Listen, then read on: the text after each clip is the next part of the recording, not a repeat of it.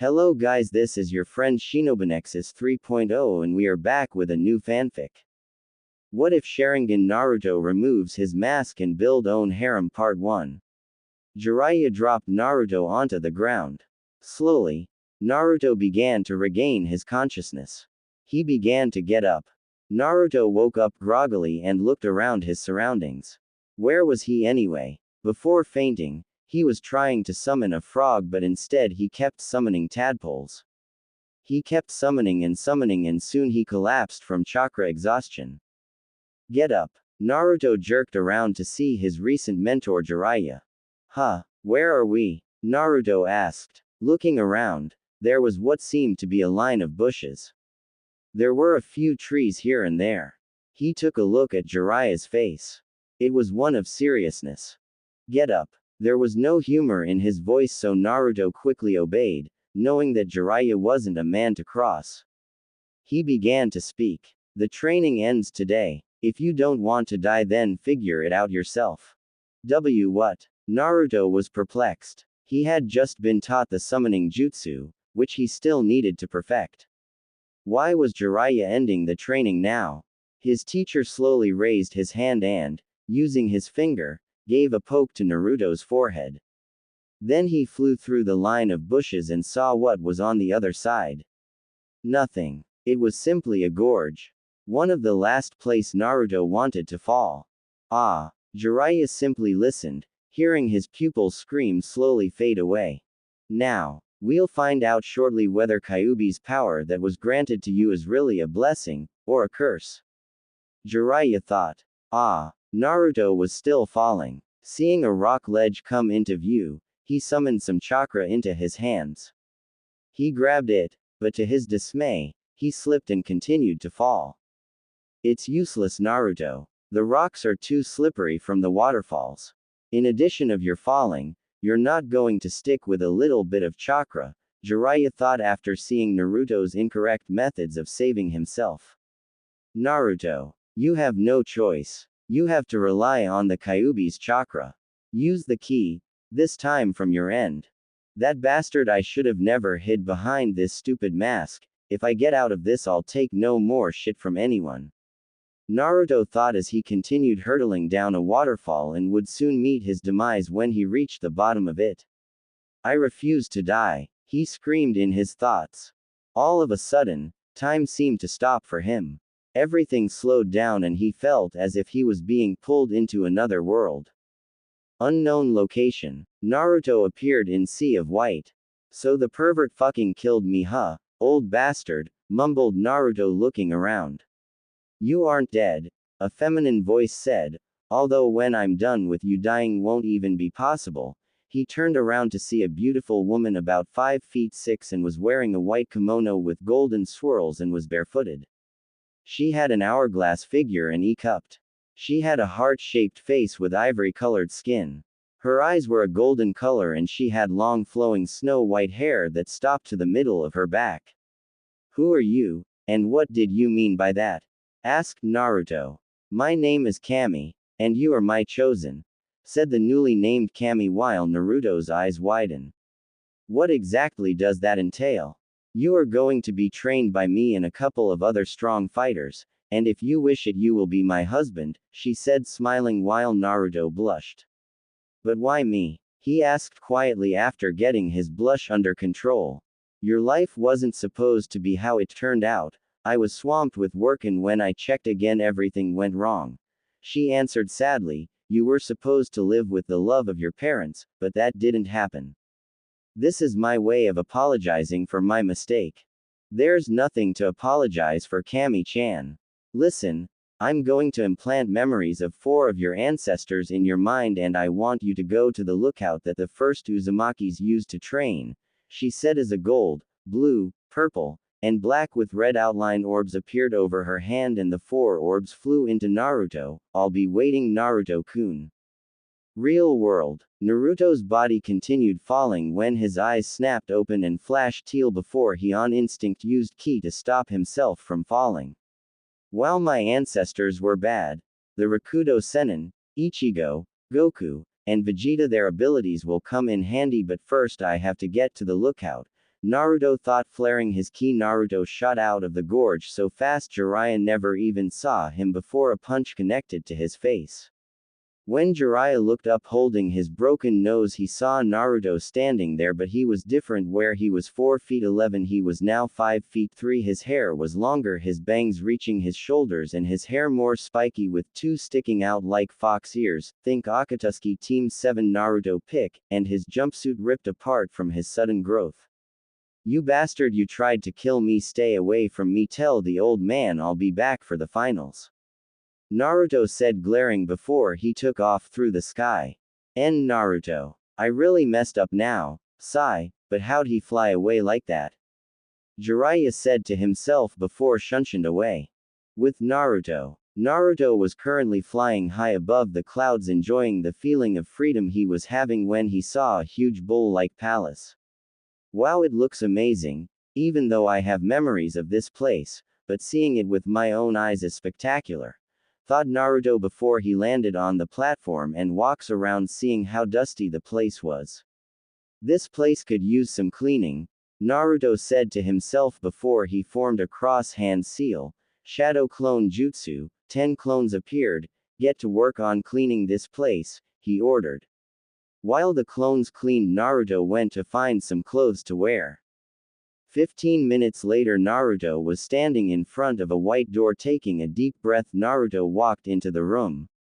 The hyperbolic time chamber has an entrance at its center, located in a central building with 2 side wings with housing, food supplies, bathing quarters. There was nothing that tells if it was light or day, everything was just white that made the room look like it went on for miles. "Welcome, Naruto-kun." Turning to his right, Naruto saw Kami standing there smiling. Walking over to her, Naruto smiled. "This place is kinda weird, but if it'll make me stronger then I'm all for it," Naruto said enthusiastically. "Good, because we're going to start now. Meet your trainers," Kami said before she snapped her fingers and a flash appeared and 8 people appeared. I won't explain what they're wearing, think canon. From left to right we have the Shidaime Hokage Hashirama Senju, Nadaime Hokage Tobirama Senju, the 3rd Raikage, Izuna Uchiha, Makoto Uchiha, Mito Uzumaki, and your mother and father Kushina Uzumaki and Minato Namikaze. Kami introduced while a tear slid down Naruto's face at his parents taking a step forward. Naruto appeared in front of the both and hugged them while crying. Incredible. He used Shunpo on instinct alone and he isn't disoriented from it at all, Kami thought while everyone watched with warm smiles. "How?" Naruto asked, looking at Kami. "I mean, I know you're Kami, but don't you have rules against this type of thing?" "Normally yes, but you see I have too much work. I can't keep track of everything you see. Despite popular belief there aren't any other gods or goddess," she said, shocking Naruto. "The ones that are said to exist are actually techniques I have created. You will be the first god in existence, Naruto-kun. I have a mission for you though, but I'll tell you about it when everything is said and done," Kami explained cheerfully. "Now create as many clones as you can," she instructed. Naruto put his hands together and shouted, "Multi-shadow clone jutsu." In a puff of smoke 3,000 clones appeared while each of Naruto's teachers got evil smiles. "Okay, each of you separate into groups of 375. Kami yelled before she turned to the teachers while clones followed her order. "Go get a group to train, yeah, train, he. I modified the chamber so we'll be in here for 31 years. He should be finished by the time the finals take place," Kami explained while Kushina and Minato smiled brightly knowing they will be with their son for 31 years. The teachers all walked to a group before they went their separate ways and out of sight. While Kami kept the original. "Now Naruto-kun, you will be here physically training and getting your new abilities under control. I also want you to create a sword of your own and fuse it with Tensa Zangetsu. Any questions before we start?" she asked, rubbing her hands together.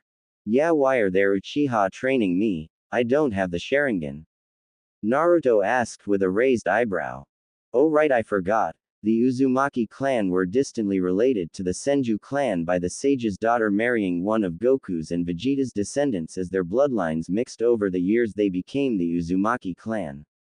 The Namikaze clan was members of the Senju clan and Uchiha clans that wanted peace. There were also a clan known as the Kurosaki clan before they were wiped out after a disease killed all spiritually aware individuals. A survivor named Ichigo married into the Namikaze family. That's how you are related to the sage and the ancestors you know about. You are a direct descendant of the Rakudo Sennin. The Uchiha are here because they could teach you about the Sharingan, and when you have a full handle on your Sharingan, I'll fuse it with your Rinnegan, Kami explained before she saw the glint in Naruto's eyes. I will also have the eyes self-destruct if you become arrogant, she said seriously while Naruto paled and looked down in shame. Sorry about that, Naruto apologized. Can't be arrogant because of my power increase. Ancestor Goku was never arrogant and he was impeccably strong. I'll surpass him and everyone else, I promise, Naruto thought determinedly, before a burst of power originated from his eyes which he ignored. I'm ready, Kami-chan, Naruto said, showing his newly activated Rinnegan. Kami smiled approvingly. Good, now I want you to run around this track, but before that, she walked up to Naruto and tapped his arms, chest, and legs before Naruto fell to the ground. I just added 10x normal Earth's gravity to your body, give me 60 laps, she said while Naruto grumbled about sadistic teachers and trudged his way to the field. With Kushina. Kushina was looking out at the clones as they worked through the sword kata she showed them with their Tensa Zangetsu while she was conversing with one of the clones. I'm sorry your life was so terrible, Naruto-kun. I was really happy when I found out I was pregnant with you. It was probably the happiest moment of my life, Kushina explained while the clone smiled at her and hugged her. You don't have to be sorry. Tsunade-chan told me you loved me when we exchanged letters secretly every other month, clone Naruto said. I'm glad she's doing her best to stay in your life even though she doesn't want anything to do with the Leaf Village. Yeah, I don't know why, but every time I think about the pain she's been through, my chest tightens and I just want to get stronger to protect her from all the pain, Naruto said, clutching his chest while Kushina smiled. He really loves her, even if he doesn't know it yet, thought Kushina. Well then, before you get started we have to talk about something. It's time you had the talk, she said, smiling while Naruto looked confused. With Naruto. Naruto was currently huffing and puffing with sweat dripping down his form before a memory came to him from a clone who was talking to his mother, and a blush covered his face with blood dripping down his nose and he fainted. Kami giggled seeing his reaction. He's so innocent, although I can't believe she was that detailed. I guess she will never forgive Minato for his decision with Naruto being a Jinchuriki. I guess I have my first harem sister already, thought Kami with a perverted grin. Month later, 31 years in the time chamber. Naruto, who was mentally 44 but looked 21 years old, standing in front of the chamber door about head to Konoha. The last 31 years had been intense. After his training, Naruto was sent to different dimension to learn new things and test his skills, and it was all worth it. Naruto's clothing had changed. He had a black t-shirt that hugged his form, showing his six-pack to everyone. He had red combat pants with black steel cap boots, think Goku's shoes, only black. On his face was a white fox mask with red lines descending from the eye holes. His eyes were all black with 3 golden lines moving from the slitted pupil and had 3 golden tomo on each line. He was carrying a 5 feet 61/2 inches overall with a black blade that measures 40 inches long, with a black handle with the crimson kanji for moon, a long 20 chain links on the handle. This was Tensa Masamugutsu. He had fused Tensa Zangetsu with a sword he created named Masamune. The blade was indestructible and it kept all of Zangetsu's original abilities. With a swipe of his hand, the mask glowed black with a red outline and faded away, leaving a 21-year-old looking Naruto while his eyes turned red and black before they turned again to their original blue. Today's the day. The world sees the new Naruto Uzumaki Namikaze, Naruto said. Give them hell, Naru-kun, a voice said. Naruto turned around to see Kami, Kushina, Makoto, and Mito standing there smiling. During his training he had grown close to each of them. He first tried to see them as family but it didn't work, and when Hikami told him she wanted him to have mates to have more goddesses, Naruto went straight to the girls and marked them, Makoto being the Shinigami, Mito being Inari, and Kushina being Yami. "I will my Heims," Naruto said as he kissed each before he shape-shifted into his 16-year-old form, now standing 5 feet 8 inches, walked out of the chamber waving. Real world. Konohagakure. The day of the Chunin exam finals had come for everyone that had wanted to see the competitors fight for the glory of their village. The viewer stands were packed. On one side were the judges, on the other side were the shinobi. Mainly Chunin and Jonin, in the center there were the villagers and any genin shinobi. At the top was the cage booth, consisting of Sarutobi and the Kase cage. Sarutobi couldn't wait for Naruto to arrive. He had heard what happened and gave Jiraiya an earful for his reckless actions. Jiraiya had went to look for Naruto but he was nowhere around, so they just settled for when he returned to see what's changed. In the arena, standing there was Neji, Gaara, Shikamaru, Tamari, Kankuro, Shino, and they were waiting for the Hokage to make his announcement. Up in the stands Sakura, Ino, Kiba, Hinata, Tenten, and Choji were waiting for as well. "Wonder where Sasuke-kun is," thought Sakura. "Wonder where Naruto is, no one has seen him for the entire month," said Ino. "Who cares about that stupid baka? He's nothing compared to Sasuke-kun, he's a genius," answered Sakura. "How could you say that he's your teammate?" asked Ino, shocked, while Sakura stayed silent. That was when Hiruzen walked up and did his speech about how they all managed to make it this far in the exams. After giving his speech, a Jonin named Genma came down to announce the fights. The first match of the Chunin exams will now begin. Will Hyuga Neji and Uzumaki Naruto step forward while the other competitors go the fighter's box to wait until it is your turn, said Genma, as he heard the crowd cheer, and the Jonin wondered if it was for the obvious reason that Naruto wasn't here. Coward. He says he'll make me pay, but in the end he's just a loser, thought Neji, smirking. Since Uzumaki Naruto is not here, Hyuga Neji is said Genma, but was silenced by a whistle catching everyone's attention. They turned to see Naruto with a dango stick in his mouth, smirking. "Sorry I'm late, got hungry on my way here," Naruto said before he walked to stand in front of Neji while everyone looked shocked that he wasn't wearing any orange. "Are you both ready?" Genma asked, seeing them nod. "Hajime," shouted Genma. "It doesn't matter how much you changed over the course of this month given to you to prepare Naruto-san. You are a loser and you will nay urkk." Neji never got the chance to finish as he was punched in the stomach, forcing him to double over, and a knee was sent crashing into his face, sending him flying back. He struggled to get off the ground. He glared at Naruto. "This a fight? Stop with the monologue already," Naruto said evenly. Neji glared at Naruto and activated his Byakugan. He was going to charge when he realized one important fact: he couldn't see Naruto deactivating his dojutsu. Neji screamed. "Why can't I see you with my Byakugan?" Everyone was shocked to hear that while every Hyuga activated their dojutsu and had the same result as Neji.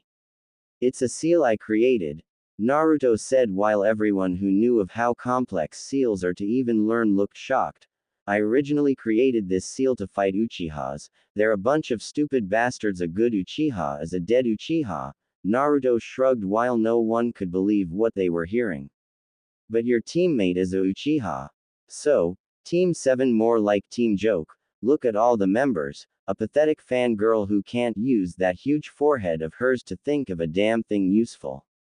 A gay Uchiha who only broods and plot revenge all day. Guys, a flight risk, and me the Dobi, Demon, Baka, and a handful of other names, and a teacher who plays favorites and only trains the Uchiha, and preaches about not abandoning comrades. Fucking hypocrite," Naruto said while Sakura was shouting from the stands, but everyone ignored her. "Winner by knockout, Naruto Uzumaki Namikaze." Genma yelled while everyone was sitting shocked by Naruto's proclamation and comparing Naruto and Minato together. He knows. But how that secret is known to only 3 people? Sarutobi thought. He's that bastard's son. How could I have missed it? Thought Orochimaru in his disguise and silently seething at how he lost his chance to have the ultimate body. Naruto sighed and floated up off the ground, shocking everyone further before he sat on the roof of the fighter's box and unsealed a plate of dango. Can I have some? A voice asked. Sure you can, Koko-chan, Naruto said smiling. So you remember me? Yeah, you were the first one in the village to ever treat me normal, Naruto said looking to the figure on his right. I appreciate everything you did for me, Anko-chan, Naruto said looking at Anko seriously. Anytime, Foxy-kun, Anko said smiling while chewing on her dango while Naruto chuckled before he looked down at the field for the next fight to start. Cage booth. Hokage-sama, the Uchiha has not arrived yet, and the next match he has with Gaara no Sabaku is supposed to start now. Should we postpone the match? Said a Jonin. The Uchiha had his chance to compete today, but blew it by not showing up, and should not get a free pass because of his clan name. Clients will expect the shinobi they hire to be on time, and if we excuse Sasuke because of his clan, then we are telling them that we don't care about them. We tell them that they should have to wait for an uncertain and unknown amount of time because of spoiled children like him. Tell Genma that the Uchiha is disqualified, said Sarutobi, as he felt his old spirit come back already, knowing the council would blow a gasket and start to yell at him, but Sarutobi didn't care, and wasn't going to care what they said. The Jonin nodded to the Hokage and informed Genma to make the announcement that got many people in Konoha booing the decision. Will Kankuro no Sabaku and Shino Aburame please come down to get ready for the next fight, said Genma, as the crowd was finally coming back to its senses, and wanted to see another fight. Proctor, I forfeit, said Kankuro, earning him boos from the crowd and the cold blue eyes that narrowed in on the puppet user. Okay. Kankuro no Sabaku forfeits, so Shino Aburame is the victor of this match. Will Tamari no Subaku and Shikamaru Nara step forward for their match, said Genma, as he saw Tamari fly down on her fan, and she looked ready to bash her opponent's skull in. Troublesome. Maybe I should forfeit too since I'm fighting a girl again, said the lazy Shikamaru, only to be sent over the edge of the railing by Naruto, who heard him and summoned a chakra chain to wrap around Shikamaru and place him in the arena. Those who saw the chain had memories of a red-haired Kunoichi. Stop being a Shikamaru, this is the Chunin exams you're supposed to fight. Naruto called out, still sitting with Anko. Damn you, Naruto, you're so troublesome, said Shikamaru. Same as Canon. Winner. Tamari no Sabaku by forfeit, said Genma, shaking his head. The next match will be Gaara no Sabaku fighting Naruto Uzumaki Namikaze. Will both fighters please come down for your match, said Genma, as Gaara appeared in a swirl of sand, and Naruto gave Anko the rest of the dango and appeared 15 feet away from him. Genma was about to start the match when a wind blew into the stadium to reveal Sasuke Uchiha and his teacher Kakashi Hatake right behind him. I'm sorry. We're not late for Sasuke's match, are we? Said Kakashi, as his one eye formed into a U shape, and many in the stands were sweat dropping at the man. Actually, you're very late, Kakashi. The Hokage disqualified Sasuke and we're now into the semifinals, said Genma, seeing the other Jonin's shocked look, and Sasuke seethed in rage from the news.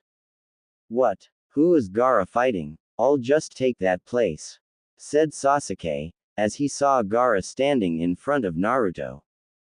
Move, Dobi, this is my fight, Sasuke said, standing next to Naruto. Leave, Sasuke. This is not your fight, I won't say it again, said Naruto, calmly turning to the side slightly. You leave, loser. I'm an Uchiha. You're nothing but some pebble on my road. Bam. Sasuke never got the chance to finish as he was punched in the face, sent barreling into a wall.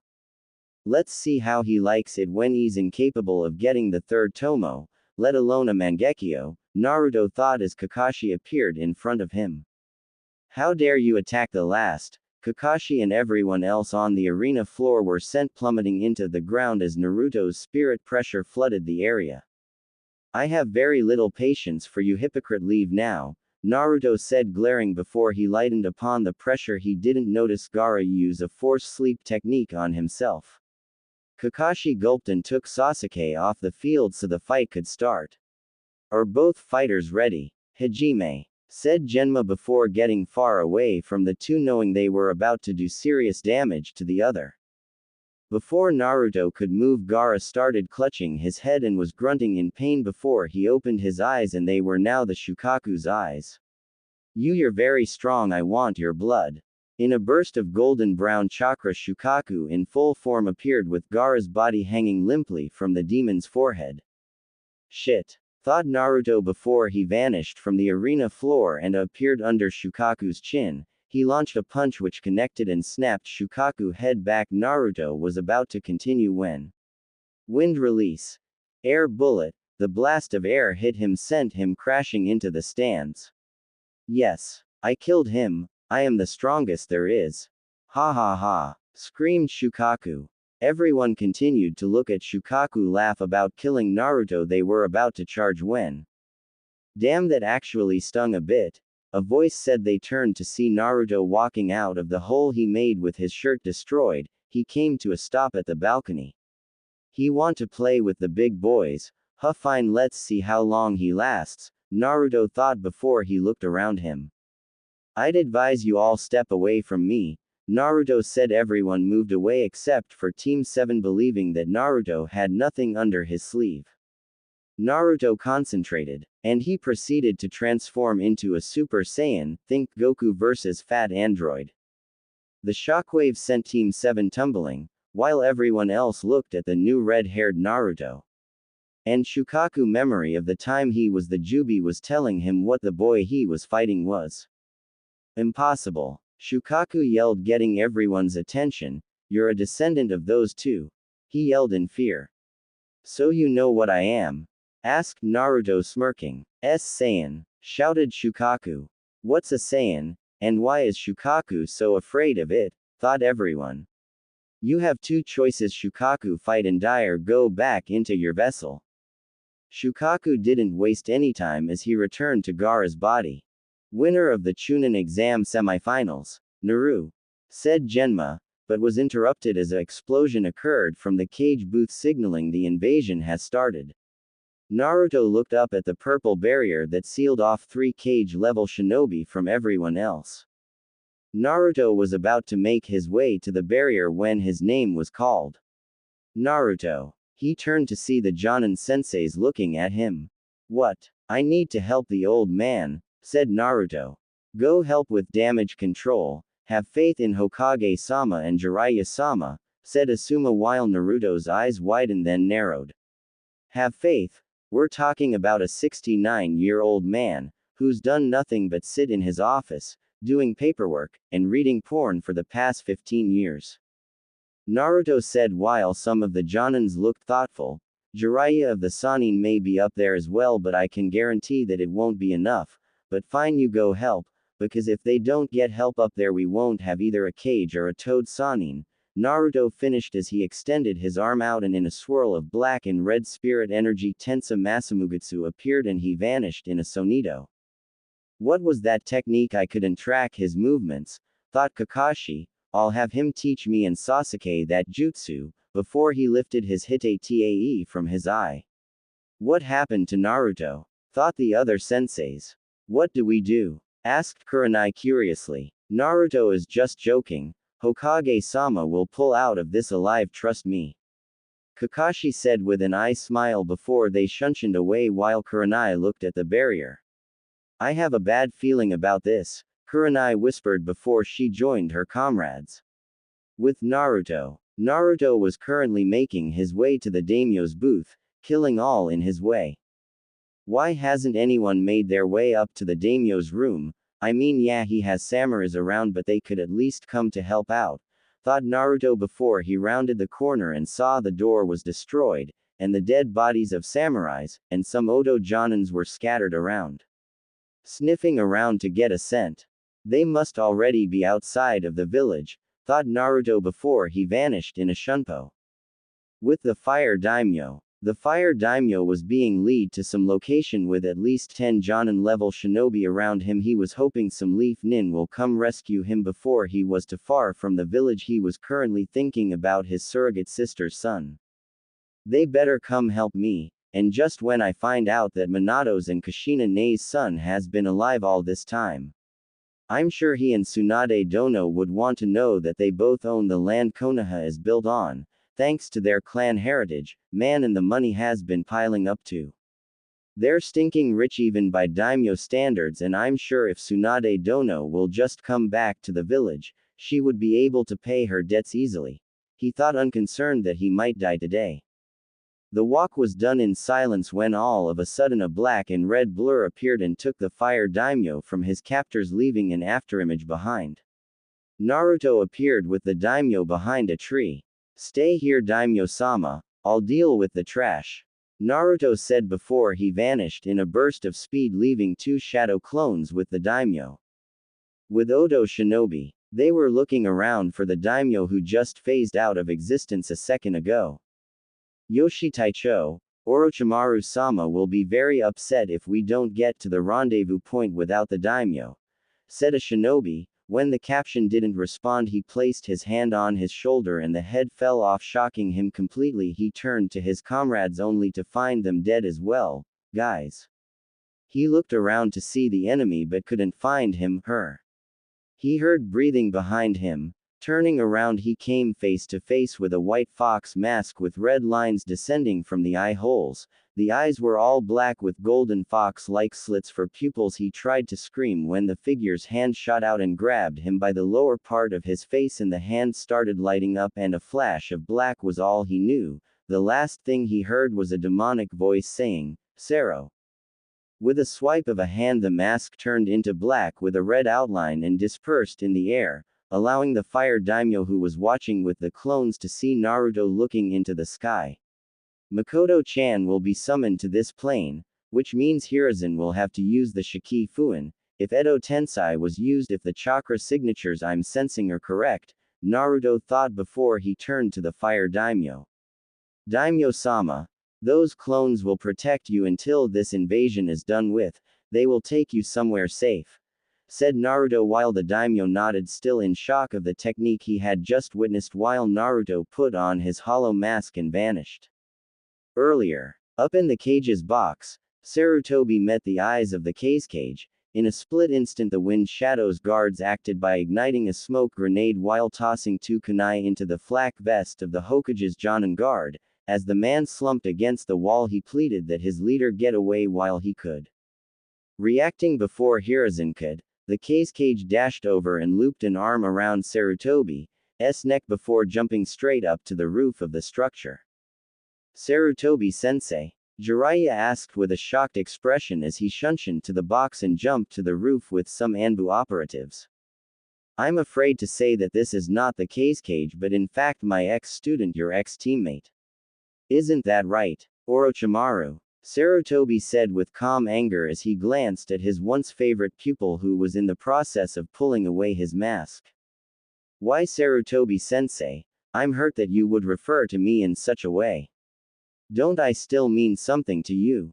Now, Orochimaru said with that infuriating smile of his as he ordered his people to do something further. Hearing the order and getting ready to fend off whatever the hubby Sanin had prepared, the only warning Jiraiya and the Anbu got was the thud of a kunai hitting the ground. Jiraiya reacted the quickest and jumped when his instincts told him to. Luckily he listened as the kunai exploded from nowhere and all the Anbu still standing there burst into flames. You're not getting out of here alive, hubby Tem, said Jiraiya while glaring at Orochimaru. Whatever you say, Dobi. Now then, shall we begin with the festivities, my dear old teammate and ex-sensei? Do it, Orochimaru asked mockingly before he ordered his people to do something else. From the 2 bodies of the former guard for the fake cage burst 4 people who each took a corner of the roof. Each of them wore attire marking them as nin from Oto, but that was where the similarities ended. All right, time to do some damage. I'm Sakin of the West Gate. A voice said, belonging to a boy with bluish-gray hair with long bangs that covered one eye. He wore turquoise lipstick and brown eyeliner, which made his appearance more feminine. This shall be interesting. I am Kitamaru of the East Gate, a boy with 6 arms and an Odo Hite said with a smirk. Today's the end for you Konoha shit stains. I'm Tayuya of the North Gate. The voice of the only female of the group rang out. It belonged to a tomboyish redhead that wore a hat made entirely of bandages. Tayuya, women shouldn't swear like that. I am Jirobo of the South Gate, a large kid with an reddish-orange mohawk and a sleeveless gray shirt. Enough chatter. Perform the jutsu. Orochimaru said with a hint of annoyance in his voice. Everyone on the roof could only watch as the 4 teens each made the hand sign for tiger and then held it out in front of them while building chakra. 4 violet flames battle encampment. The 4 teens shouted. A purple-colored barrier sprang up on the roof just as another squad of Anbu arrived to aid their Hokage. One of the black-cloaked ones jumped towards the barrier thinking nothing of what effects might be on it. Instantly the moment the masked shinobi touched it, he burst into flames prompting the other 3 to stand down for the moment as they assessed the situation. Hold it, it looks like anything we try against that could only lead in our demise. For now we have to trust our leader and Jiraiya-sama to hold their own until they can manage to take down the barrier from the inside. The Anbu captain explained from just a glance at what the seal just did to one of his subordinates. Good luck with that you shitheads. The old man and the perv both have a better chance of just rolling over and croaking right now. Tayuya said with a taunting smile to the Anbu as she and the rest of the Sound 4 erected a second barrier inside the first to protect them from harm. Inside the barrier, Orochimaru and Sarutobi leapt away from each other and just stared off while they removed the robes they were wearing. They each wore their signature look. For Orochimaru it was a look that was almost identical to his shinobi that were holding the barrier. Sarutobi on the other hand was wearing a black jumpsuit with gray shoulder armor, a gauntlet on his right arm, a leaf forehead protector bandana with long straps and a ninja helmet which he wears under it, and the kanji for Sandaime was inscribed on the back of this outfit, while Jiraiya cracked his knuckles. So Sarutobi-sensei, Jiraiya, it seems that we can start getting reacquainted inside this barrier. This way you both can watch your precious village crumble to ash and be unable to stop it at all. Orochimaru said with a devious smile. This is bad, I can't take Jiraiya and Sarutobi-sensei together, he thought before an idea came to his head. Spare us your theatrics Orochimaru, your ambition will fail and Konoha will stand tall against your threat. Hiruzen said as he took a ready stance. Poor fools, you both are all by yourselves in here with a god, what could you possibly hope to accomplish? Orochimaru asked as he crossed his arms in a relaxed pose only to cry out in pain a moment later from a kunai cutting his cheek before looking to Jiraiya who was beside Sarutobi who was smirking with his arm outstretched showing he threw the kunai. If you're bleeding, then you're no god, just a gay pedophile with a god complex, Jiraiya said smirking before he got into a ready stance of his own. I appreciate the help Jiraiya, but we both know I won't survive this encounter with Orochimaru, we're going to do what we should have done all those years ago. Sarutobi said as with a heavy heart he resigned himself to truly fighting his favorite student. I know old man, but I'll try to keep you alive through this fight. Jiraiya said determinedly while Sarutobi grew a soft smile. I originally didn't plan you being here Jiraiya, but I'm glad you are, it'll just make my victory all the sweeter when I watch the light leave both your bodies. Orochimaru said as he stared down both his opponents with a confident smirk. To everyone in the booth watching, they could feel the tremendous amount of charka being built up by all 3 fighters as they waited for the other to make a move. The Anbu operatives were kneeling in awe at the raw power of a truly cage-level battle that was about to begin, Wasting no time, student and sensei leapt at each other with Jiraiya prepping a just U of his own to use. Orochimaru and Sarutobi both flew through hand signs at a rapid pace. Shuriken Shadow Clone Technique. Sarutobi threw a shuriken that multiplied until an entire wall of the projectiles were flying at Orochimaru. Summoning. Impure World Resurrection. Orochimaru slammed his hands onto the roof and his jutsu took hold immediately as a large wooden coffin started to arise. As the second coffin was arising, Sarutobi's shuriken slammed into both with great force, but it looked as if his attack did nothing to halt the jutsu. Jiraiya, quickly, we must stop the third coffin from rising, Sarutobi said as he performed the counter signs to the jutsu and flared his chakra. Jiraiya blurred through hand signs as he jumped next to Sarutobi and barely managing to stop the third coffin with a earth jutsu. However, before he could make another move, Orochimaru is already on the move as he leapt towards them with his hands already in the seal for his jutsu. Shadow Snake Hand. As the snakes emerged from his sleeves, Orochimaru didn't care if his opponents dodged or blocked the attack. The real battle was just getting started. It would seem we could not stop the first two coffins from arising, Sarutobi said with regret and disappointment in his voice as the coffin lids started to open. Yes, but who did he summon? Jiraiya asked as he inwardly cursed himself. I believe you will truly find my present to your liking, sensei, and an honor for you as well, Dobi. Orochimaru said with a twisted grin as the lids crumbled to the ground, revealing two people easily recognizable to Sarutobi. Before him stood two men he respected and admired above all others in his life save a few, the Shadaime Hokage Hashirama Senju, still adorned with his red samurai armor and headband, and the Nadaime Hokage and brother to the Shadaime Tobirama Senju, also wearing his blue armor and a head protector. Hiruzen, is that you? You've gotten quite old, Hashirama said as they both walked out of the coffins with shaky steps. Well, brother, Naruto-chan did call him old man, Tobirama said while Jiraiya's, Sarutobi's and Orochimaru's eyes widened at the name. Why, you know Naruto-kun? Sarutobi asked, shocked. But how is that possible? Sorry, that's on a need-to-know basis, Hashirama said. Just what the hell did Naruto do during the break?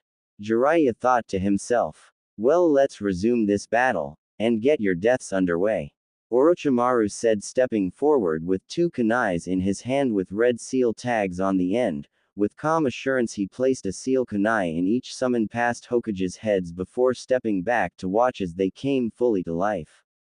Inwardly still thinking about how the Sho and Nadaime Hokages knew the Kyuubi brat.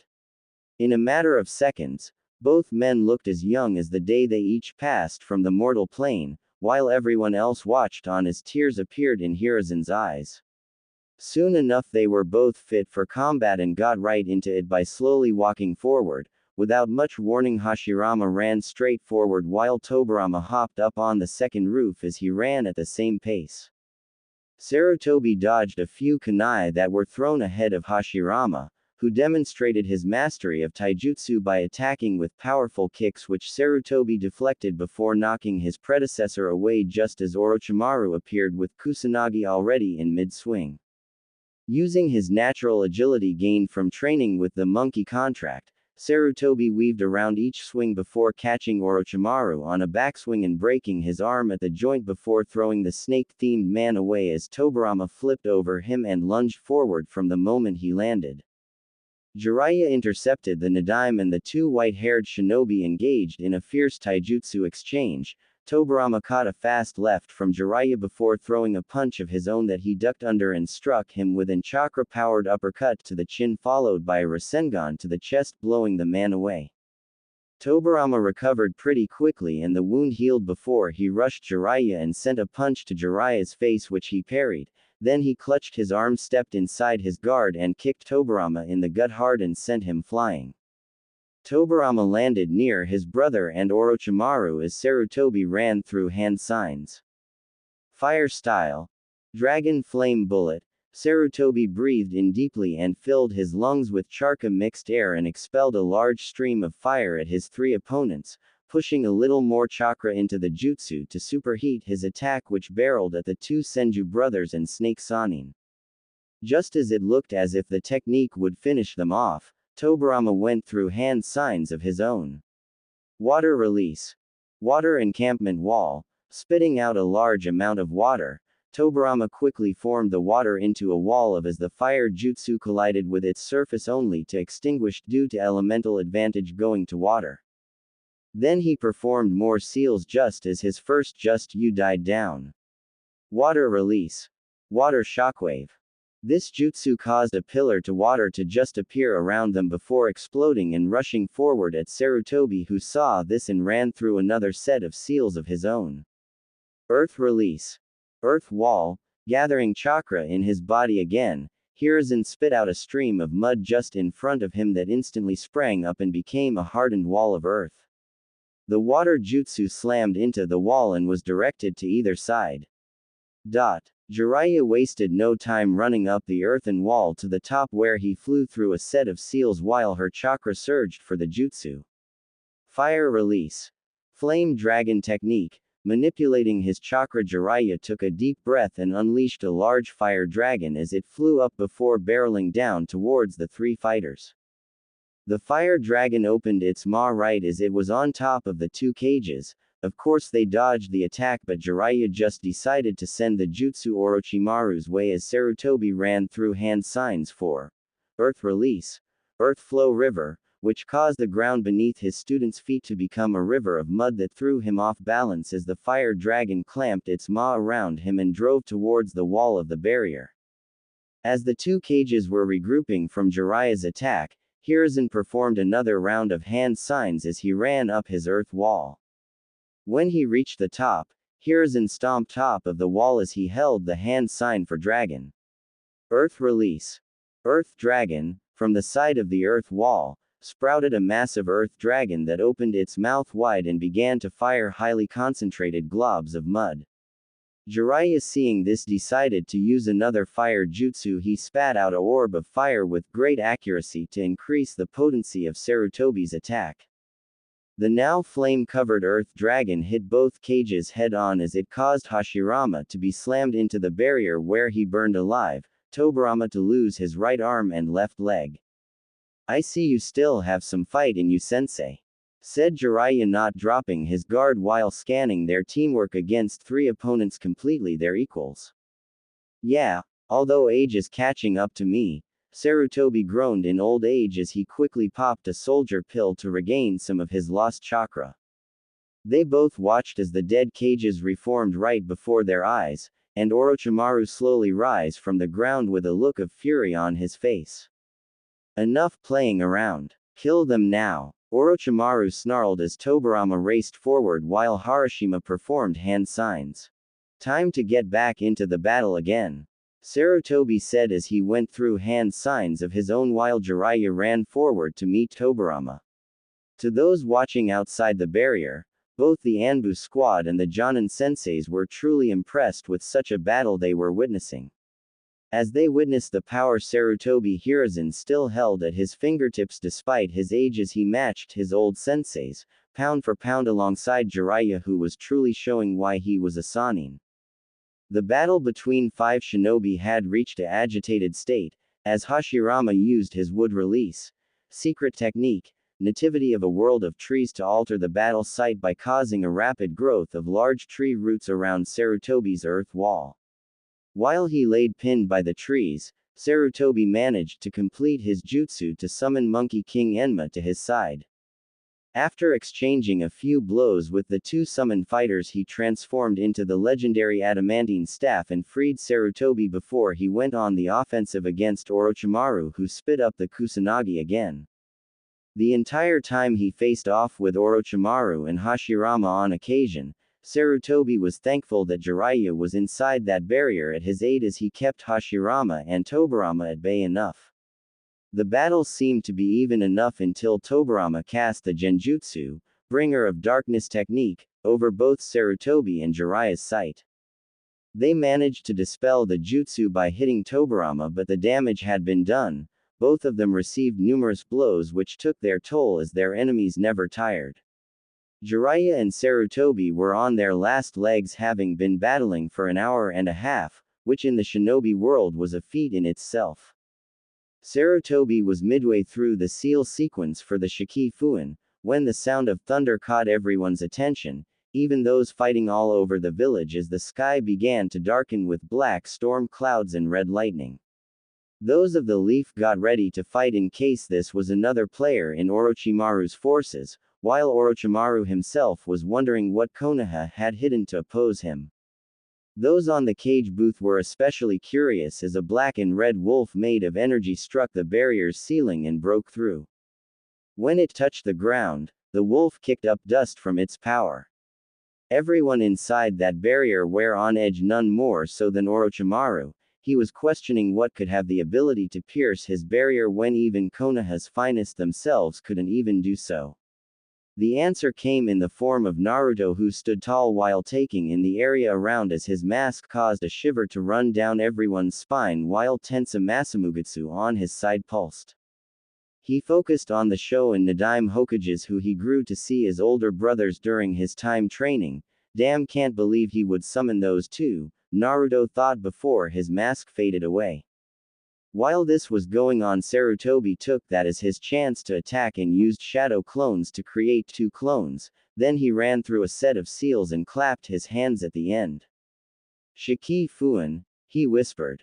Behind the original Sarutobi, a large pale white figure appeared.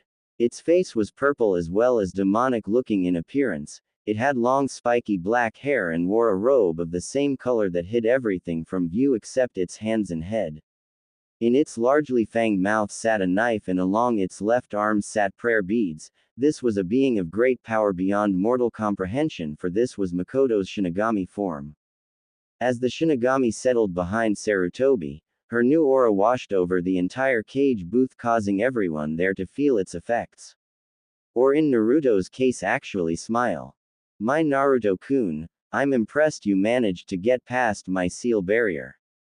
Tell me, did you enjoy the gift I gave you back in the Forest of Death? Orochimaru said, greeting Naruto as he finally broke the silence after watch his sensei perform a jutsu, but wasn't worried. I've long since removed your little gift, and now I've come for your head, pedophile.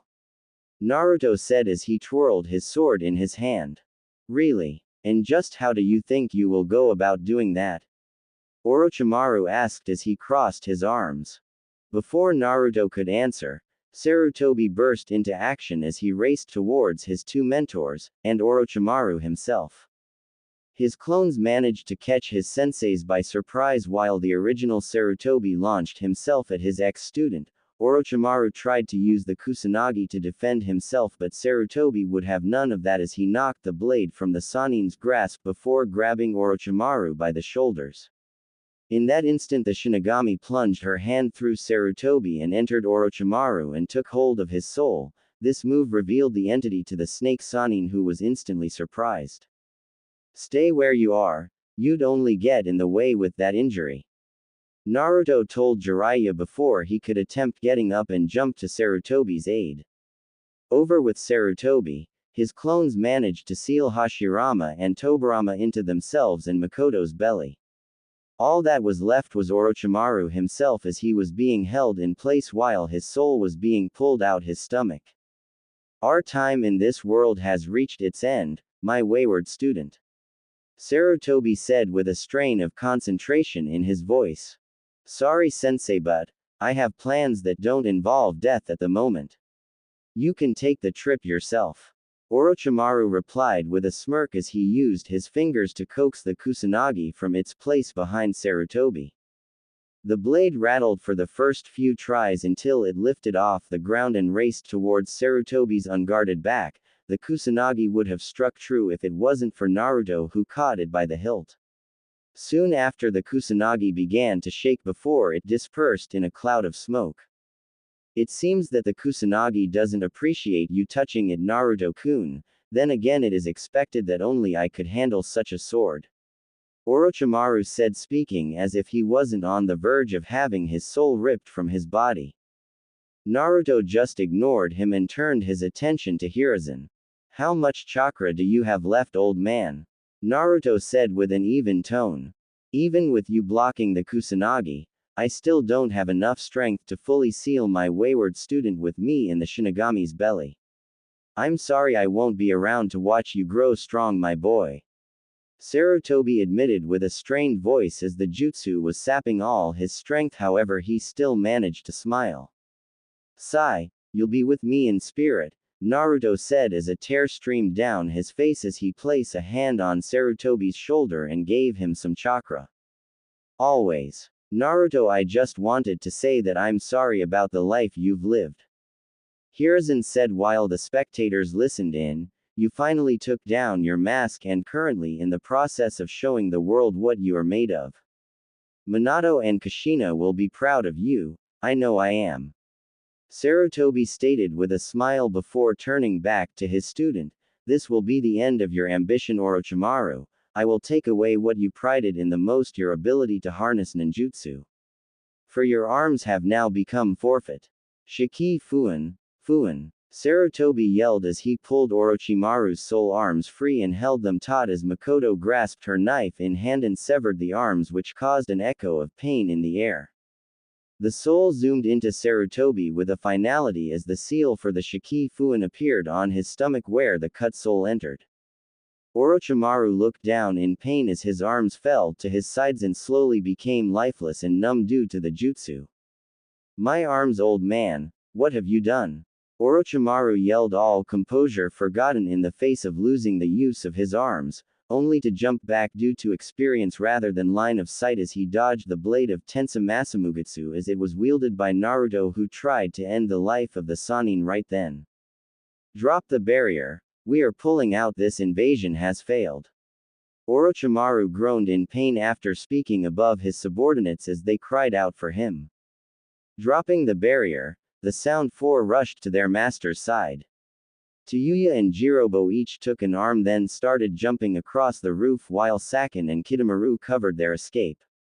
The Anbu that were waiting for a chance to get into the action chased after the group of five with full intent on stopping them. Kidomaru turned in midair and fired a net made of spider webbing at them, ensnaring them instantly. Sarutobi watched his once beloved student flee the walls of Konoha. As he fell to his knees, he closed his eyes since Makoto pulled his soul out, completing the sealing. As more Anbu and some Jonin started to show up at the cage booth to assist, they found Naruto and Jiraiya looking down at Hiruzen Sarutobi's dead body. The Jonin senseis looked at Kakashi with narrowed eyes as they saw what Naruto predicted had come to pass. Naruto sighed and turned around to go retrieve the fire daimyo. Naruto. He turned to see Jiraiya looking at him seriously. Where have you been for the past month? Clan secret, Naruto said before he vanished in a sonito, leaving behind an angry Sannin and Kapi Nin while the others looked confused. A week later. It's been a week since the invasion and 2 days since Hiruzen's funeral. Naruto and company were in the council towers. The only damage done to the building was the entire roof was missing, showing the clear blue sky. Currently we find Naruto, the other rookies, and the Jonin senseis standing in front of the council, Fire Daimyo and Jiraiya as they got prepared to see who was promoted. Shikamaru Nara, you've been promoted, because you showed great strategy in your match. You are hereby granted the rank of Chunin, the Fire Daimyo said while Shikamaru muttered. Troublesome, he accepted the Chunin flak jacket while his team and father smiled. Naruto looked around the room and saw the Uzumaki swirl on various pieces of clothing and scowled slightly, unnoticed by everyone. Naruto Uzumaki Namikaze, you showed that you can keep a clear head in a situation you've never been in. You came to resist me alone and had your clones protect me while you went back to help defend the village.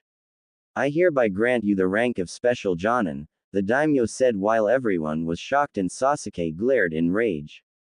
Before the daimyo could continue, the civilian council shouted in protest. Silence. The daimyo shouted. Naruto, the next person that speaks out of turn, kill them. The daimyo said while Naruto smirked sadistically. Now then, as you are the last member of your clans, you are to have multiple wives, and you will have a seat on the shinobi council, the daimyo explained while Naruto nodded.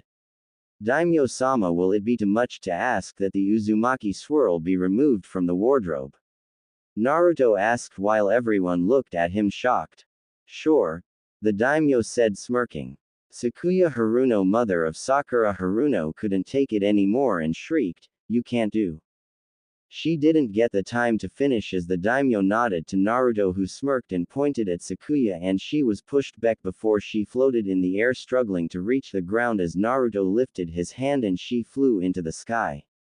Naruto. Stop it, she's my mother, Sakura pleaded while everyone looked on intrigued with what would happen. Your mother has just disobeyed the fire daimyo. As a resident of the fire country, it is my duty to complete his orders to the best of my abilities. Naruto said coldly before he turned to Sakura's mother, who was screaming. Everyone watched as he clenched his fist and Sakuya Haruno exploded in front of their eyes.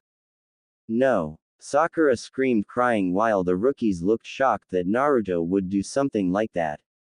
Now then, Naruto, as per agreement with your father, you will be giving traveling rights as you have betrothals in other villages in hopes of them becoming future allies. The daimyo said. This time the entire civilian council exploded again.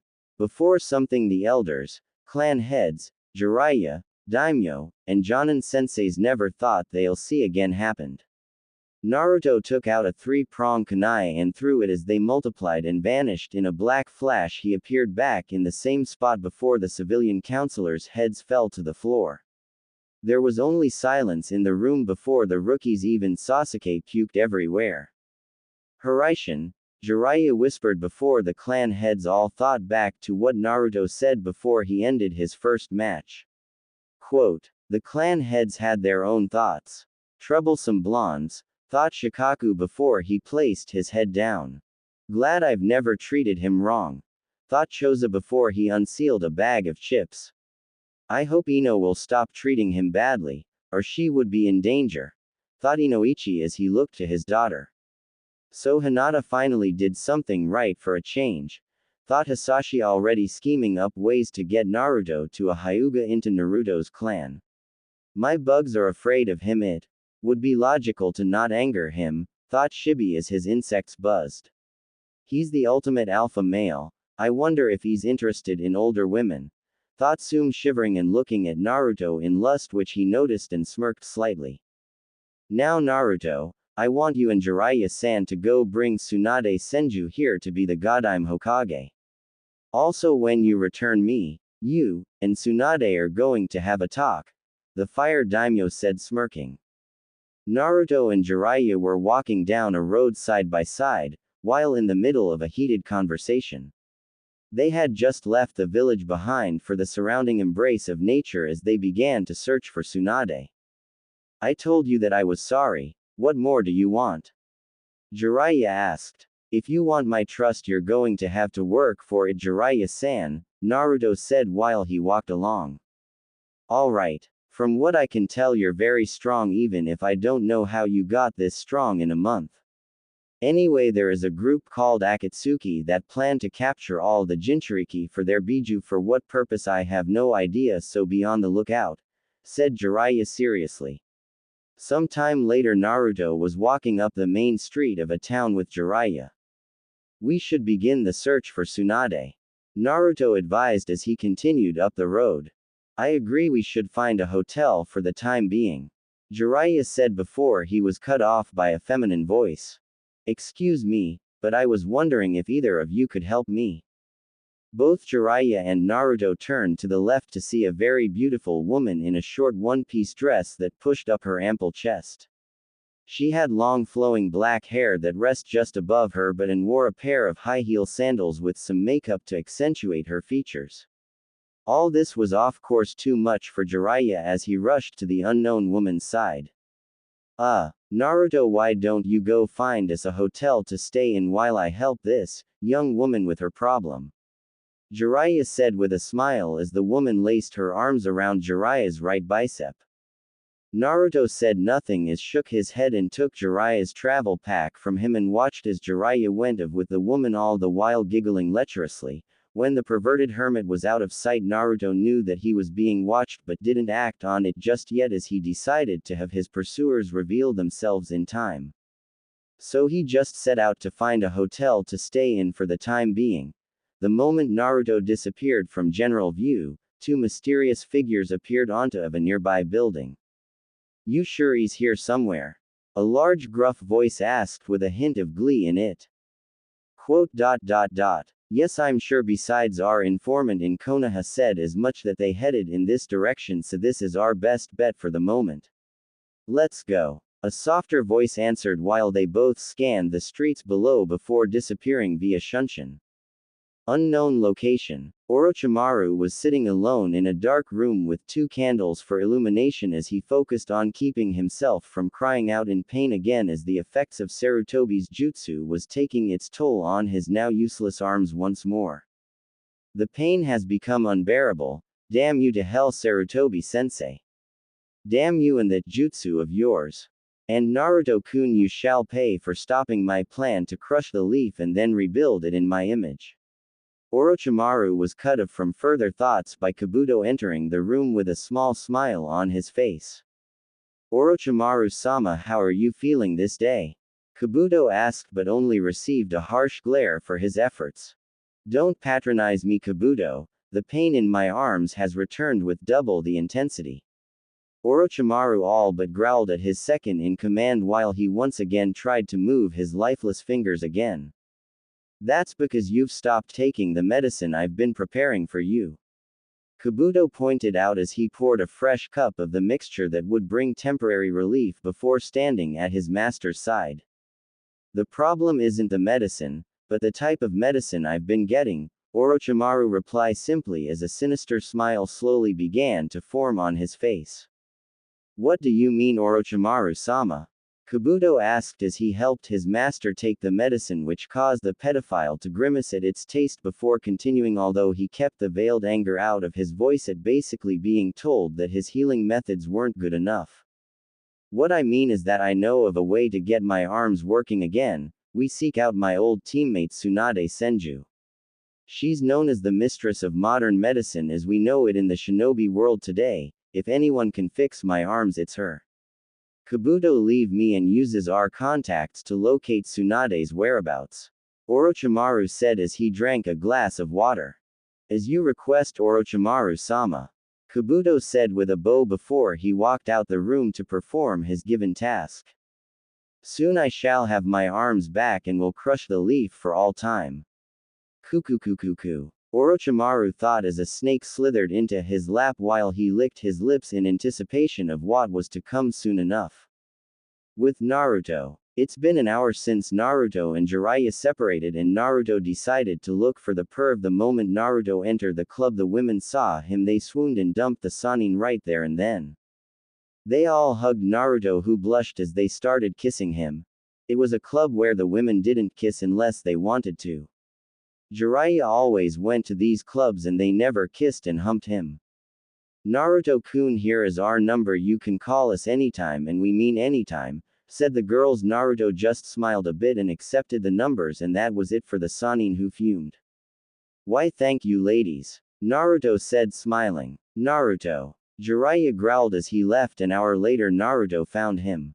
As they walked, Naruto accidentally bumped into someone who almost stumbled and fell, but Naruto grabbed her. "Sorry," Naruto said to a raven-haired beautiful woman, making Jiraiya go in pervert mode. "Hati alert." Jiraiya drooled. The woman looked up at Naruto and blushed. No, it's alright," Naruto smiled. "Something's not right about this girl." The woman just blushed dreamily, which caused Jiraiya scowled. "Damn that brat." The Sannin could not let Naruto take the spotlight again. Before Naruto said anything, the Sannin got some money out of his wallet and pushed it on Naruto's chest. "Naruto, here is the money, go have fun." "That's the second woman he's ditched me for, idiot," Naruto thought as he headed back to the hotel. With Naruto. Naruto sighed as he sat down on his bed.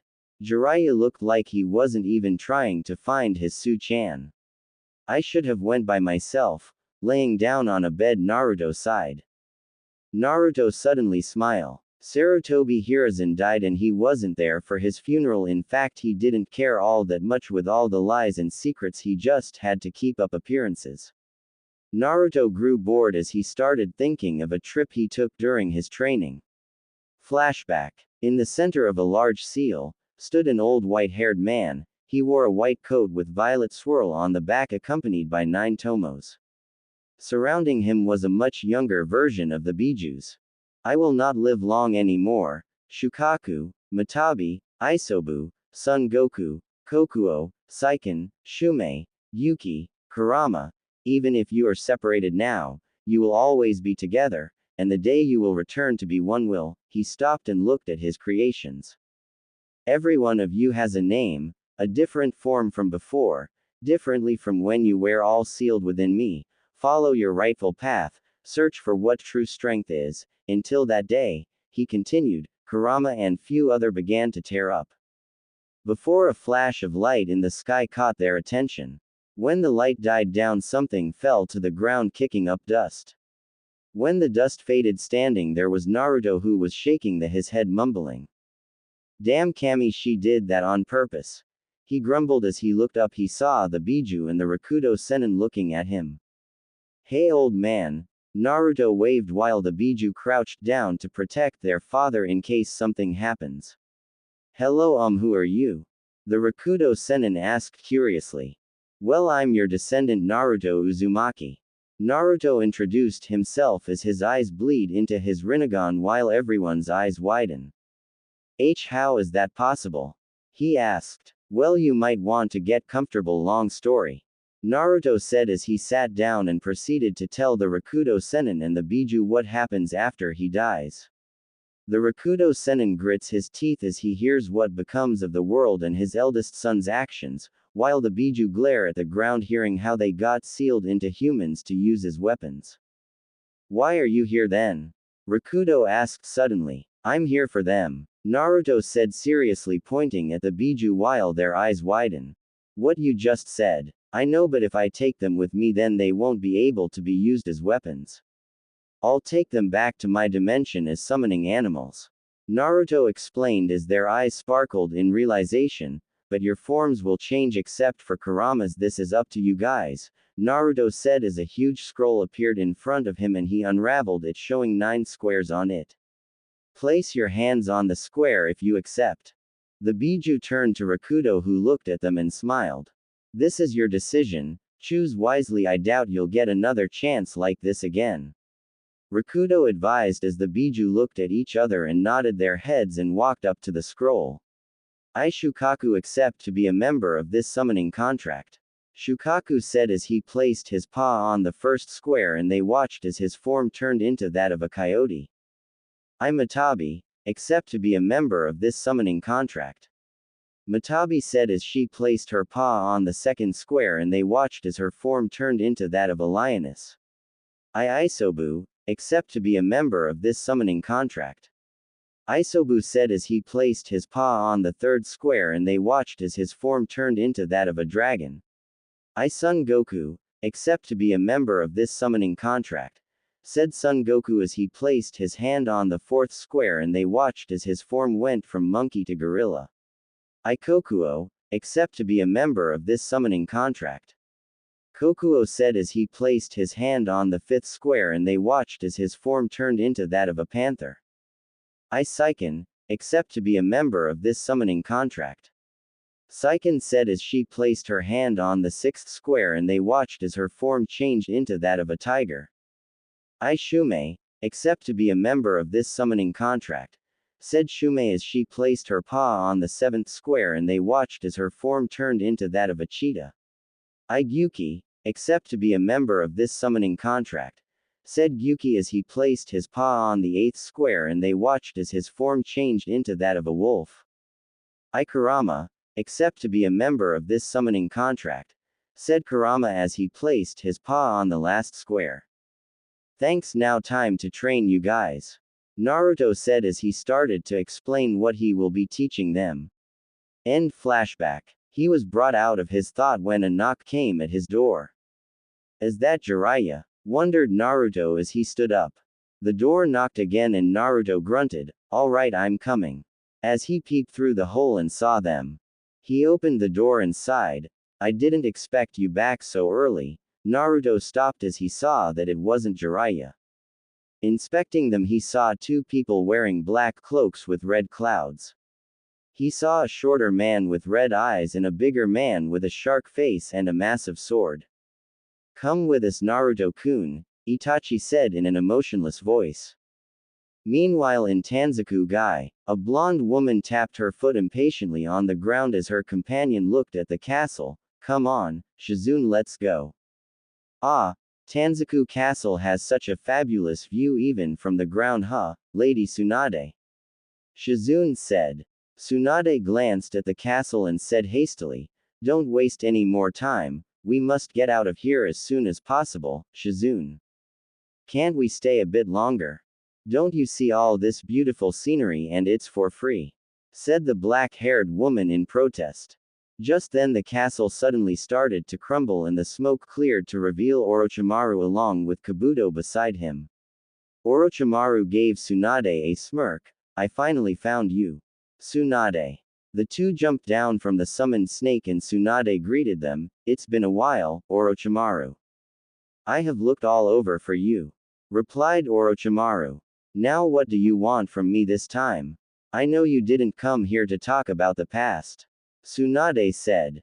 "Straight to the point as always still, Very well. I have a small favor to ask of you, Tsunade."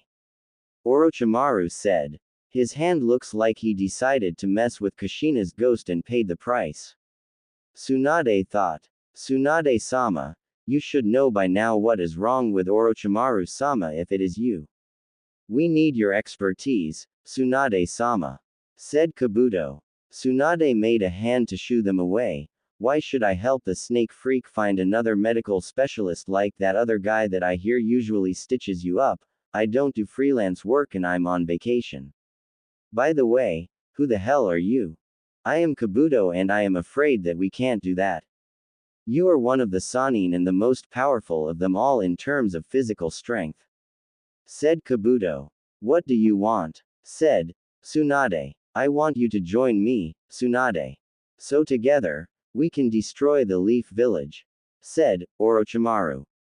"Why do I want to do that when my last precious person is there?" Tsunade glared at him thinking about Naruto.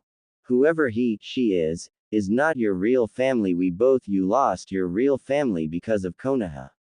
Me, I lost the power to gain immortality because of that fool of a sensei. You lost two of your most beloved because of Konoha's actions. Hehe. Those were certainly horrible ways to die." Orochimaru smirked. "Tsunade-sama, don't listen to him," Shizune yelled. "Calm down, Shizune, humph. You haven't changed a bit, Orochimaru. You know who I am and you know that mentioning those two around me are taboo, remember? Don't kid with me." She lost her fake smile and pounded the wall behind her, making a huge crater as she said, "I'll kill you, you bastard." Tsunade said. "What monstrous strength," Kabuto thought. "We didn't come here to fight, only to negotiate." Kabuto said. "I already said it once, and I don't want anything to do with you. Now get out of my sight." Tsunade looked at him angrily. "It is not like it is a one-way bargain, let's make a deal." Kabuto tried to reason. "I don't make deal with criminals. You 5 seconds to leave or I will kill you." 5, 4, 3. Tsunade said. "Please calm down. Our offer is not probably as that bad," said Kabuto. 2, 1. Tsunade continued getting ready to fight. Orochimaru chose at that time to speak. "I can bring back your brother and your lover back to life with the kinjutsu that I have developed." Tsunade's eyes widened but then went back to normal when she remembered. "I'll get so strong you won't ever have to feel the pain of lose again, Tsunade-chan. That's my promise of a lifetime, Date-deo." "Naruto-kun," she thought with a small smile. "0, she said as she attacked both of them but they dodged her fist which left a crater where her fist hit. "Don't you want to meet them again, Tsunade?" Orochimaru asked surprise. "I said no," Tsunade said, as she punched the ground and the split into, forcing Orochimaru to dodge again. Don't be a fool, Orochimaru said. I'd rather be a fool than a traitor. Tsunade said. Fine, I leave for now, but I will be back again in 7 days and you will come with me whether you want or not, the snake Sanin replied, as they both vanish. Let's go, Shizune, Tsunade said. With Naruto. Enlighten me as to why I would walk off with 2S ranked rogue nin such as Kisame Hoshigake, former shinobi of Kurigakure and one of the former 7 swordsmen of the mist, and what I can assume is his partner Itachi Uchiha, former shinobi of Konohagakure and an ex-Anbu captain. Naruto said calmly while still looking at the 2 uninvited guests. Looks like somebody did their homework, nay Itachi. Kisame joked while his hand was twitched to reach for the sword on his back. It's called reading a bingo book, you freak, and the fact that he was my mother's student, of course I know who he is, Naruto replied calmly as he narrowed his eyes at Itachi, who breath hitched when he heard that, while Kisame became bristled at his offhanded comment about his appearance. Easy, Kisame. Naruto-kun, I implore that it would be wise if you came with us right now, Itachi said as he held a hand in front of Kisame before turning his attention back on Naruto, who was pensive for the moment. Fine. Give me a moment, Naruto said as he closed the door slowly. It was only their experience as shinobi that allowed Itachi and Kisame to jump out of the way as the door came flying at them as Naruto walked out into the large hallway. You are both fools if you think I'm going anywhere with you, Naruto said as he cracked his knuckles and Tensa Masamugetsu appeared in his hand. Heh, so he thinks he's got with a sword, okay. Itachi, let me take him, Kisame asked as he stepped forward while pulling his bandage-covered sword from his back. Very well, but be quick about it, we already wasted enough time with the other Jonin.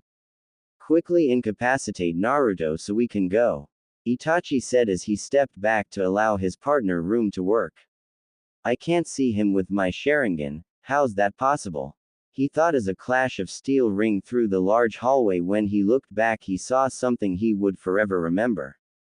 Naruto was holding Tensa Masamugetsu in front of him, holding back a struggling Kisame back from completing a downward slash at him with just one hand. Naruto sighed before pushing Kisame back, making the shark man skid a few feet away from him. After this, Naruto appeared behind Kisame. The man went wide-eyed. Fast, he twirled around in time to block a slash at his back, but the ground beneath him shattered into a crater. This got a shocked looks from Itachi and he wondered how strong that attack was. What the hell is going on? Kisame thought before he let down his guard and jumped back in time.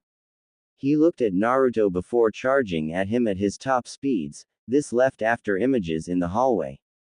Naruto saw his increased in speed, and raised Tensa Masamugetsu in time to parry a slash from Kisame before he jumped into the air, dodging a decapitating slice from behind. He narrowed his eyes a little, seeing no movement from him before spinning around, knocking away Kisame's attempted slash upon his back. Naruto then took that chance to bring down Tensa Masamugetsu, hammering it down on Kisame's Samahata, making the man plummet to the ground. After this, Naruto went headfirst before landing on the ground, creating yet another crater.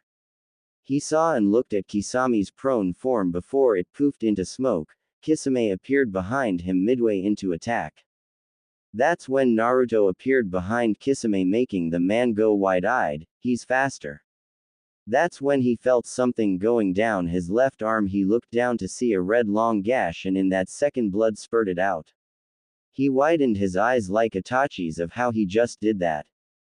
Gah! He grunted before he was on the receiving end of a kick, knocking him into a wall.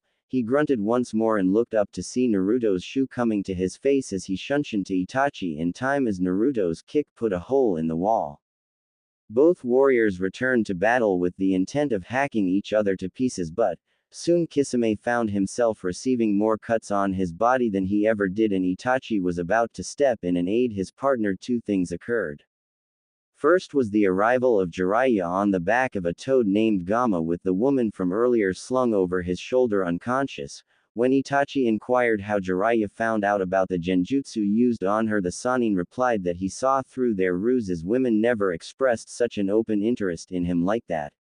The second occurrence was the arrival of Itachi's younger brother Sasuke, who claimed he was here to finally avenge their clan by killing Itachi.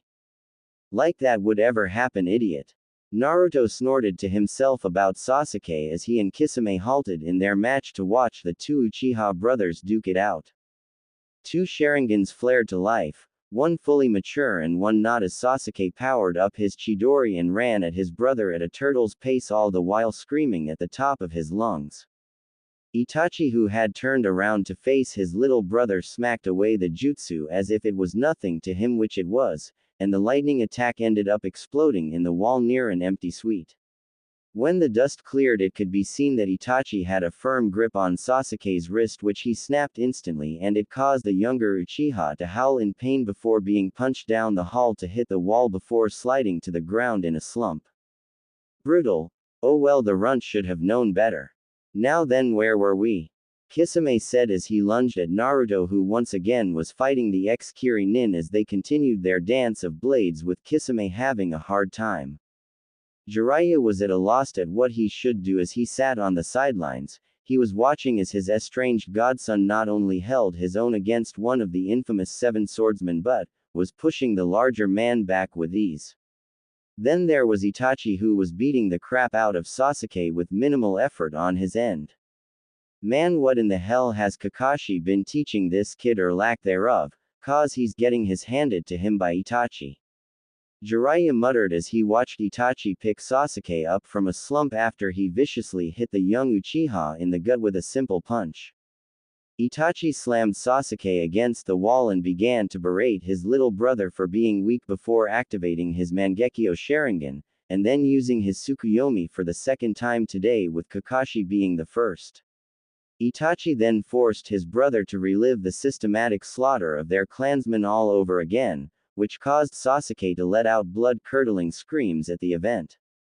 This action prompted Jiraiya into action as he put the woman on his shoulders, propped up against the wall before he began blurring through hand sings before kneeling down and slapping both palms against the ground. Summoning Toad Mouth Trap, Jiraiya shouted.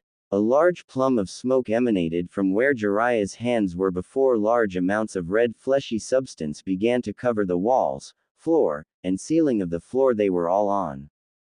This maneuver did not go unnoticed by Kisame and Itachi, who glanced as the jutsu took effect.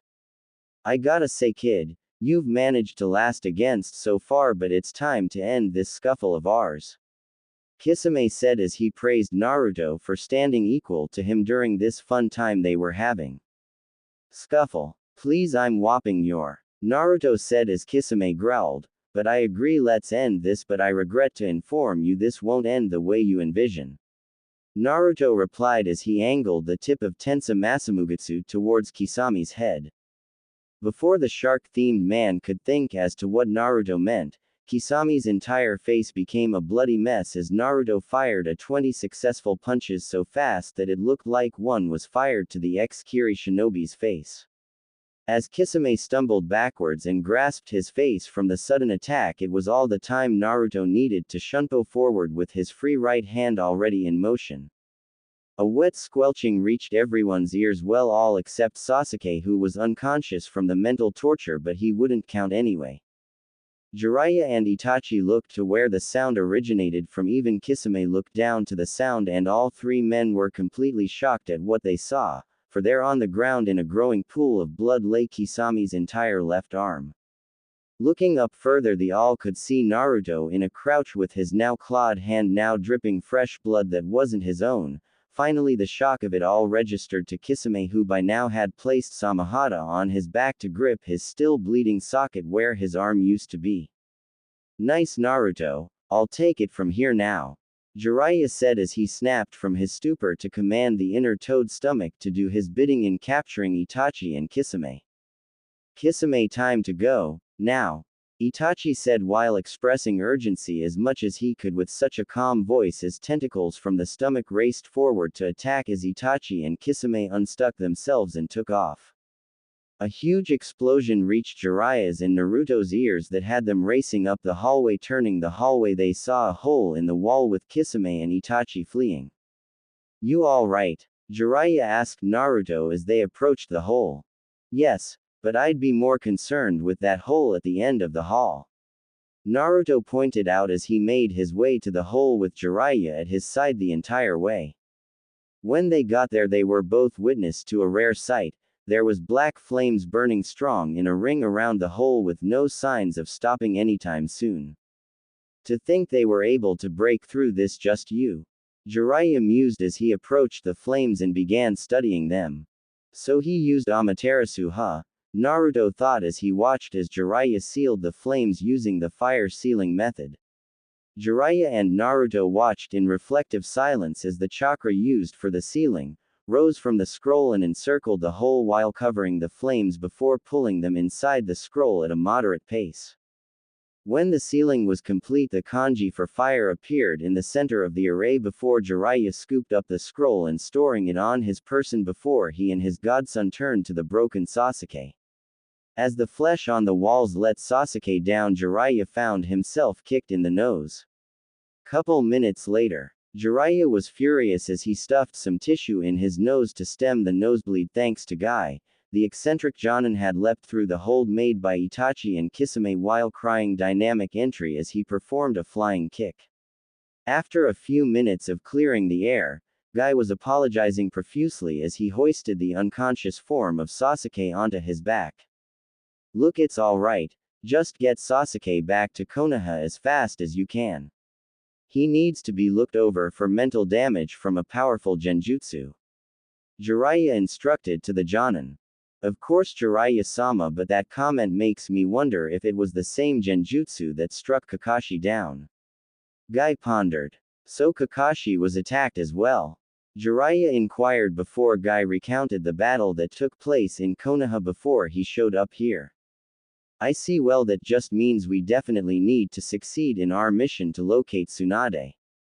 Jiraiya said as he looked at Naruto, who nodded. You're going to find Tsunade, Harem. Yosh. This is such a great day. I will hurry back to Konoha before the sun sets. If I can't do that, I shall run 500 laps around Konoha. If I can't do that, then. Guy started with a crazed look in his eyes before Jiraiya stopped him. Guy, just go. Jiraiya sighed, exasperated while pointing to the hole in the wall. Hi, Jiraiya-sama. Guy saluted before running off and jumping out of sight through the hole in the wall. See, now that's respect, Naruto. You could learn from his example. Jiraiya said as he pointed out Guy's devotion to the shinobi ranking system.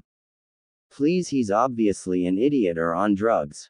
Let's pay for the damages and just get going, and we're using your wallet.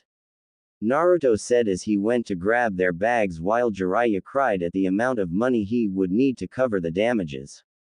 3 days later. It's been 3 days since Naruto's and Jiraiya's run-in with Akatsuki. They used this time to talk about Jiraiya's absence in Naruto's life.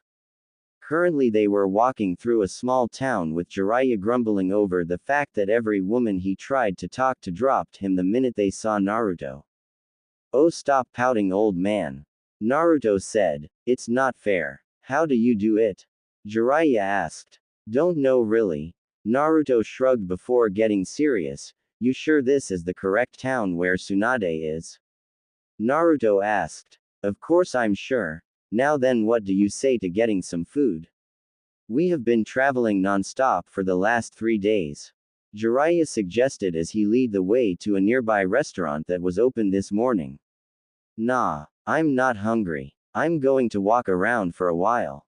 Naruto said as he walked off. As Naruto walked around, he started to remember the first time he met Tsunade. Flashback. A 7-year-old Naruto was walking through a forest toward a town after sneaking out of the village when the Sandaime went on his political trip to Suna. The old man must be crazy if he thinks I'm going to stay in a village with people that will try to kill me, and all the ninja who actually protects me are out of the village. Naruto thought as he walked into a town. Kinda hungry. Naruto muttered as he walked into a dango stand and used the last of his money to buy him something to eat. As he was eating, he got the feeling that he was being watched. He looked up to see two women sitting together. First was a blonde with her long hair in two ponytails tied with purple hair bands. The woman wore a gray, kimono-style blouse with no sleeves, held closed by a broad, dark bluish-gray obi that matches her pants. Her blouse was closed quite low, revealing her sizable cleavage. She wore open-toed sandals with high heels. The blonde's companion was a woman with shoulder-length black hair with bangs and dark eyes. She wore a long bluish-black kimono with white trimmings, held closed by a white obi, and open-toed sandals with low heels. It gave her an simple but beautiful look. He saw they were both looking at him while the blonde one had a shocked look on her face. He watched as the blonde got up and walked to his seat and sat down. "Hello, pretty lady. My name's Naruto Uzumaki. What's your?" Naruto asked, sticking his hand out trying to make a friend while the blonde woman had tears in her eyes and trembling. She picked him up and sat him in her lap, sniffling. "Anyo lady, why are you crying? Did I say something wrong?" he asked frantically. No, you didn't say anything wrong, it's just that I was told you were dead," she said while Naruto looked shocked. "But why would you be told I was dead?" he asked while the lady smiled at him and wiped her tears away. "My name is Tsunade Senju and I am your godmother," the now revealed Tsunade said while Naruto looked shocked. "Gee, godmother. But the old man said he didn't know who my parents were," Naruto said as Tsunade looked at him curiously. "Who? The Hokage?" Naruto verified. "Oh," she said. They sat there talking throughout the day, getting to know each other while Tsunade told him about his parents, how they loved him and how happy they were to be parents. He met Shizune Kato, her apprentice. "How long can you stay, Naruto-kun?" asked Tsunade. "About a month before the Hokage goes back to the village," Naruto said. "Okay, then we'll teach you some things while you are here, okay?" Tsunade said while Naruto smiled widely. Lady Tsunade hasn't been this happy since she found out she was going to be a godmother, Shizune thought, watching as Tsunade picked up Naruto and carried him out of the dango stand to their hotel room. Flashback end. Naruto was knocked out of his thoughts as he was on his way back to the bar Jiraiya was in when. Boom. He looked at Jiraiya, who was embedded into a wall with a bruise forming on his cheek. He turned into the bar and smiled at who he saw. "Tsunade-chan." He called out, getting her attention. She turned to his and her eyes widened before she rushed him and pulled him into a hug. "I've miss you, Naruto-kun," he heard her whisper.